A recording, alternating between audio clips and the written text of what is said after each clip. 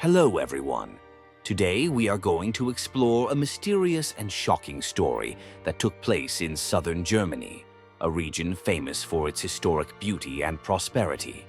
The focus of the story is a young woman, Sharaban K, living in the city of Ingolstadt by the Danube River. From a passionate beauty blogger, Sharaban's life suddenly became the center of a horrifying murder case in the summer of 2022. Behind the peaceful exterior of the city lie terrifying and unexpected secrets, which we will uncover together. Get ready, because this journey is not only about a crime, but also about complex relationships and the darker side of human nature. On August 16, 2022, it was a Tuesday. At 11:35 p.m. that evening, the Ingolstadt police received an emergency call.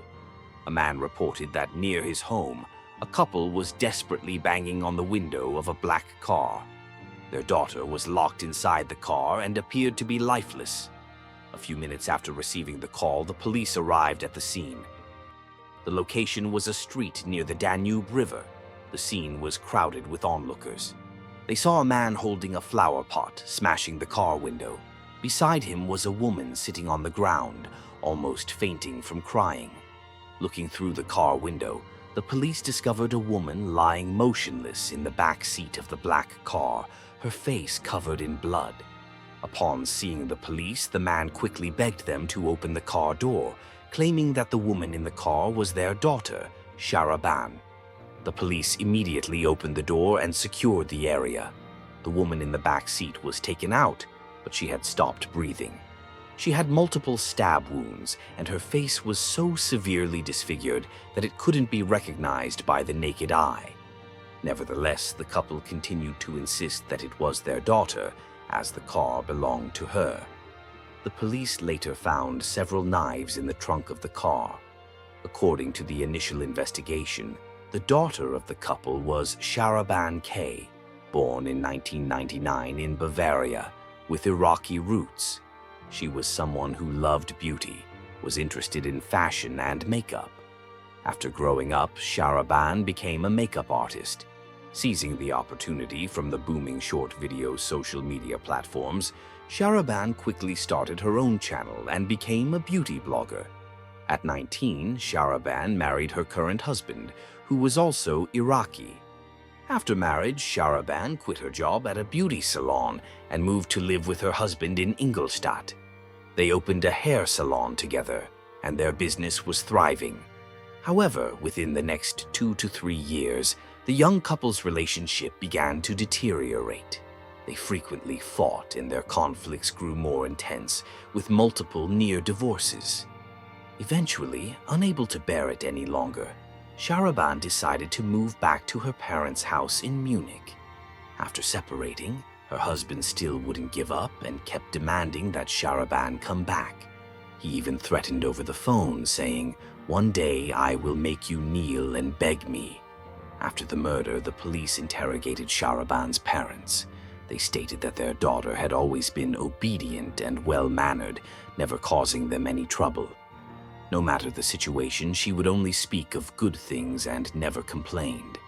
They expressed concern about her marriage, as the young couple often fought over trivial matters. Despite their repeated advice, the couple couldn't reconcile. Eventually, their daughter moved back to her mother's house. They thought it would only be a few days before they reconciled, but they didn't expect that on August 16th, the murder would happen. Sharaban had told her parents that she wanted to return to Ingolstadt to have a final conversation with her husband to completely end the marriage. Although they disagreed with her decision, her parents had to support her as she was determined. They continued to tell the police that on the morning of that day, their daughter drove herself out of the house, saying she would return after settling things. Ingolstadt was only 70 kilometers from Munich, and driving there for a day trip was comfortable. However, as night fell and they didn't hear from their daughter, they tried calling but got a busy signal. Worried that something had happened to her, they immediately drove to Ingolstadt to search for her. On their way, they noticed a black car. A Upon closer inspection, they recognized it as their daughter's car. Initially, they thought their daughter had gotten out of the car, but when they got closer and looked through the car window, they were horrified to find their daughter lying motionless in the back seat, her face covered in blood. Sharaban was someone who rarely went out, mostly staying home researching beauty techniques. Based on her parents' testimony and the initial evidence, her husband was considered the primary suspect. The police speculated that after meeting, the two had argued, and in a fit of rage, the husband killed Sharaban. At first glance, the case seemed very simple, almost fitting the saying, "The husband is always the killer." But was it really that straightforward? The police quickly located the husband at a hair salon in Ingolstadt. Upon hearing the news of his wife's death, he appeared to be in shock. After calming down, the husband told the police that he and Sharaban had planned to meet that day to discuss their divorce. To make it easier, he had arranged to meet her at his hair salon. However, he waited all day and didn't see her. When he called, he only received a busy signal. The husband insisted that he had no knowledge of the incident and stated that on the day of the murder, he had been working at the salon, attending to clients all day with no time to commit the crime. His wife rarely visited the salon, only focusing on making makeup videos. The husband believed his wife's work wasn't sustainable and wanted her to focus on the business with him. However, Sharaban didn't think so, and they often fought about this. A few months prior, Sharaban had left to stay at her parents' house. The husband called several times to reconcile, but Sharaban refused. She was determined to divorce him. His statements were confirmed by the salon staff, who said that the owner rarely visited the salon, and when she did, she would just sit and scroll through her phone, showing no interest in the business. On the day of the murder, the husband had worked all day and hadn't gone outside. The husband also provided surveillance footage from the salon, which the police considered a reliable alibi, so they ruled him out as a suspect. The police then released some information about the case, hoping the public would provide tips. Soon, a local resident contacted the police. He said that around 7 p.m. on the day of the murder, when he finished work and passed by the scene, he didn't see any car parked by the road. Around 11 p.m., when he went out to buy some late-night food and passed by again, he noticed a black car parked by the road. At that time, it appeared that no one was in the driver's seat. Due to the darkness, he couldn't see clearly whether anyone was in the back seat. Another local resident also mentioned that around 8 p.m. that day, when he passed by the scene, he saw the black car parked by the road. Being familiar with cars, he decided to stop and observe more closely. He noticed a figure walking briskly near the car. Due to the dim light, he couldn't clearly see the person's face. While the police were at an impasse, the autopsy report arrived, and it turned the case around unexpectedly. The report revealed that the victim had been stabbed 56 times and died from acute blood loss. Based on the shape of the wounds, the weapon was identified as a dagger, which ruled out the knives found in the victim's car. The estimated time of death was between 7 p.m. and 11 p.m. on August 16th. Most importantly, after DNA analysis, the forensic agency confirmed that the victim wasn't Sharaban K, but someone else. This revelation left the investigators confused. If the victim wasn't Sharaban K, then who was it? The police later used various forensic methods, including DNA analysis, to identify the victim. Finally, they confirmed the identity of the victim as Khadija O., 23 years old, from Heilbronn, with Algerian roots. She was the eldest daughter in her family, with a younger sister. Her family lived in Algeria and had not traveled to Germany. Further details about Khadija's family were not disclosed. The police confirmed that she was the same age as Sharaban and was also a beauty blogger. When comparing the photos of Khadija and Sharaban, the resemblance was striking. Both had brown hair, tan skin, high noses, and full lips. Their makeup styles were also very similar. It would be difficult to tell them apart without a close examination. Khadija's home was 200 kilometers from Sharaban's parents' house. At first glance, they seemed to have no connection. But Khadija was found in Sharaban's car. This discovery suggested a dark secret behind the crime. The police informed Sharaban's parents about this finding when they learned that the victim was not their daughter. They were horrified and stunned. The police then showed them pictures of Khadija and asked if they knew her. Both parents confirmed they had never met Khadija and didn't know if their daughter had any connection with her. Sharaban had never mentioned Khadija. This development was unexpected for the police.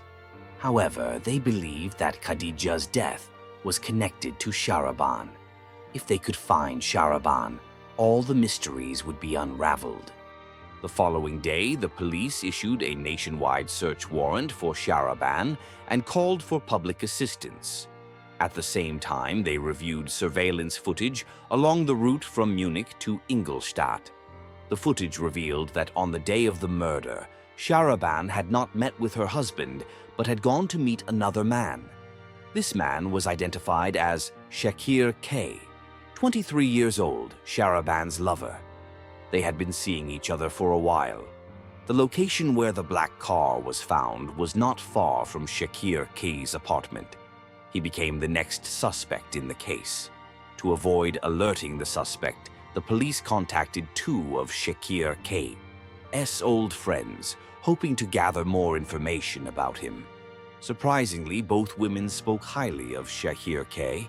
They mentioned that while they had dated him, he was a thoughtful, caring person who always considered his girlfriend's feelings and knew how to make her happy. Even though they couldn't stay together, they still wished him happiness. Both women didn't believe that Sharaban K could harm anyone. However, the truth was that Sharaban K had been in Sharaban's car on the day of the murder. When questioned, Sharaban's parents had never mentioned that their daughter had a lover. The police suspected that they were hiding something, so they went back to them for further questioning.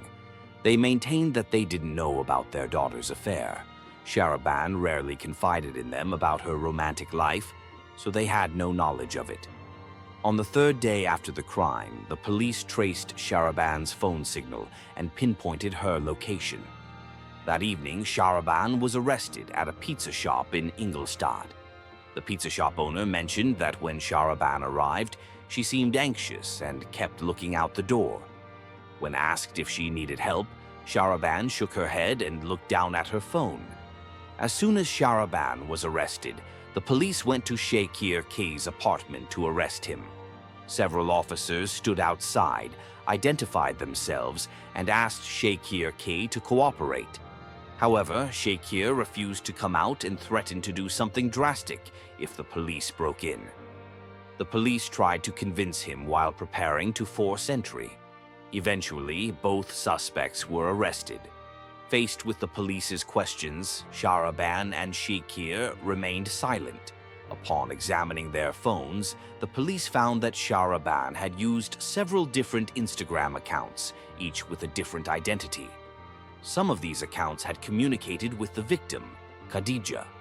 The messages showed that Sharaban had posed as a professional makeup artist, offering high-quality cosmetics at a low price. Sharaban also praised Khadija's beauty and invited her to model for a long-term contract. Khadija seemed excited about the offer and they arranged to meet in person. Sharaban was very enthusiastic, even offering to drive to pick Khadija up. With mounting evidence, Sharaban and Sharaban couldn't bear the psychological pressure and finally confessed to killing Khadija. It turned out that they had planned the murder for a long time. To create a false identity, they targeted women who resembled Sharaban. Poor Khadija, who unknowingly became their victim, fit the profile perfectly. Despite the resemblance, Khadija and Sharaban didn't know each other. After finding their target, Sharaban used multiple social media accounts to reach out to Khadija. Initially, Sharaban pretended to be a local rapper to approach Khadija. She praised Khadija's style, suggesting that she would be the lead in her new music video. However, Khadija was cautious and asked to consult her family before agreeing. After confirming the ruse, Sharaban abandoned this fake identity and switched to pretending to be a professional makeup artist. With her experience, Sharaban easily conversed with Khadija about makeup without raising suspicion. Khadija trusted her completely. On the day of the crime, Sharaban drove from Munich to Ingolstadt to pick up Shakir. Then they drove to Heilbronn to meet Khadija. The three of them chatted happily in the car, and Khadija felt comfortable and safe. When they reached a secluded forest, Sharaban stopped the car under the pretense of wanting to look around. Khadija followed her out, and suddenly, Shakir took out a hidden dagger and stabbed Khadija repeatedly. Before Khadija could understand what was happening, she collapsed. Shakir continued to stab her over 50 times. According to the plan, the two criminals deliberately mutilated Khadija's face, then disposed of the body in the forest. They placed her body in the back seat and drove away from the scene. Sharaban knew that if her parents didn't see her return late at night, they would go looking for her. Therefore, she intentionally drove the car on a route her parents frequently took near the Danube River. Sharaban's parents unknowingly became pawns in their daughter's own scheme. Based on the initial confessions of Sharaban and Shakir, the police searched the forest for weapons, but found nothing. They suspected the two murderers were lying and that the crime scene was not the real one. To clarify their suspicions, the police continued to interrogate Sharaban. She then changed her story, saying that they hadn't killed Khadija in the forest, but had only knocked her unconscious. They then drove her to a parking lot in Heilbronn, where Shakir killed Khadija and discarded the weapon in a nearby bush. The police immediately went to the parking lot to search, but the bush was so large that finding the weapon was extremely difficult. After searching for a long time without results, they had to give up. Although the weapon wasn't found during the investigation, the police discovered that a year before the murder, Sharaban had contacted a friend to ask for help in killing a relative for a large sum of money. However, for reasons unknown, the plan was never carried out. This friend confirmed to the police that exactly a year before, Sharaban had asked him to kill someone and had even transferred a large amount of money. But he found the request absurd and refused, returning the money to Sharaban. For security reasons, the police did not disclose the identity of the relative Sharaban intended to kill. However, it is clear that Sharaban was a cold-blooded person capable of planning a murder. The case has drawn significant public attention. The media dubbed it the twin murder case. The term twin refers to a supernatural phenomenon in which a person's spiritual double or phantom image appears somewhere else. This phenomenon is believed to be an omen of bad luck or impending death. Some people found Khadija's TikTok account. A video posted a week before the murder showed something unusual. It was simply a photo of buildings with the caption, "Before I leave, I want to see this." This video added to the mystery and eeriness of the case. Commenting on the case, the police said it was an extraordinary case that required investigators to employ all their skills. "We don't often encounter cases like this, especially one with so many dramatic twists," said a police spokesperson. "When we found the body, we never expected it to unfold this way. Since neither of the suspects has confessed to the motive, netizens have begun to speculate. Some believe that since both Sharaban and Khadija were beauty bloggers, Sharaban may have grown jealous of her colleague." After watching Khadija's video and noticing that she was doing better, Sharaban decided to eliminate her rival. She discussed this plan with Shakir, and they agreed. Since Sharaban and Khadija looked alike, they planned to stage a fake scene to cover up the crime. Many people believe this idea was inspired by the popular Mexican TV series Paula and Paulina from 1998. The show told the story of two identical girls swapping identities. One was poor and worked in a bar, while the other was a wealthy housewife. After being forced, the poor girl agreed to swap lives with the rich girl. However, the plot was fictional and unlikely to occur in real life. Thus, many believe Sharaban and Shakir were naive to think their plan could fool everyone. Others have speculated that Khadija had a romantic relationship with a local rapper named Fatih. Sharaban, who knew Fatih and had feelings for him, was jealous and asked him to deal with Khadija. However, Fatih refused. Enraged, Sharaban blamed Khadija and devised a plan to kill her along with her lover.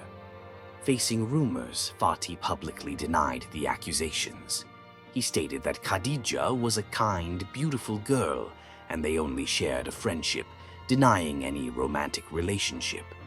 Some also believe that Sharaban's marriage was not good. She had endured domestic violence for a long time. Afterward, in anger, she went back to her parents' house and met her current boyfriend, Shakir. However, when her husband found out, he became furious and threatened to kill Sharaban. Sharaban, being from a traditional Iraqi family, had little power in her marriage and could not defy her husband. She wanted to stay with her family forever, so she risked everything by planning the crime. Her goal was to escape her husband's control and gain freedom. On the day of the murder, she planned to meet with another man. The police initially suspected her husband, but Sharaban could change her identity and start a new life with her lover. Her life had become chaotic. She had been involved with several men, including Shakir and another boyfriend. Her parents vehemently opposed her actions and frequently argued with her.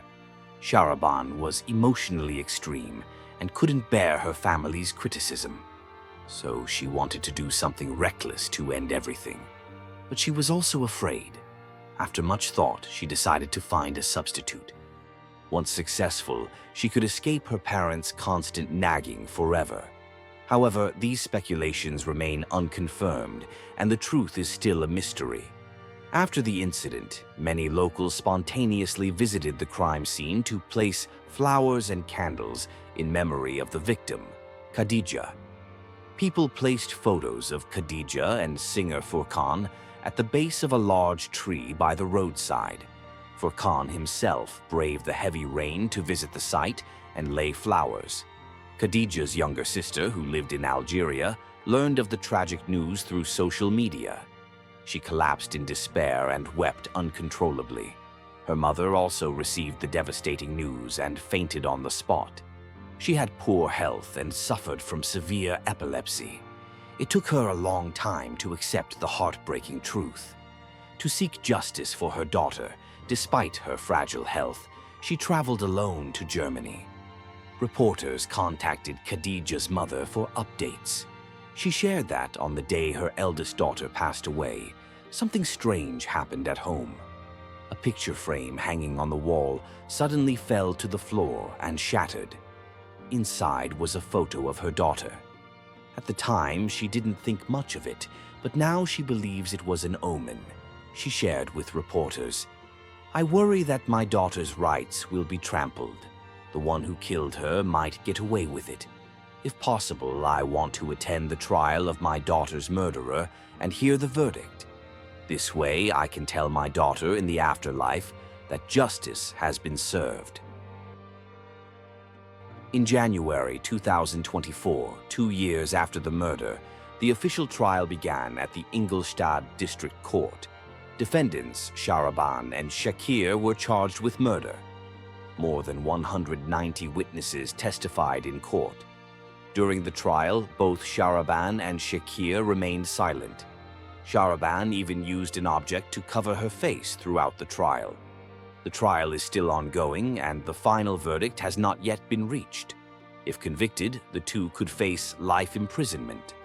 The story of Sharaban K and the twin murder case in Ingolstadt has raised many questions for the public to ponder. From the motive behind the crime to the eerie details, this case paints a dramatic and haunting picture. Modern life may cause us to forget that beneath the glossy surface, there may be dark corners lurking. What do you think about this case? Can Sharaban's decisions and actions be justified in any way? Share your thoughts in the comments. Don't forget to like and follow the channel to not miss the next mysterious and thrilling stories. See you in the next video. Goodbye and have a great day.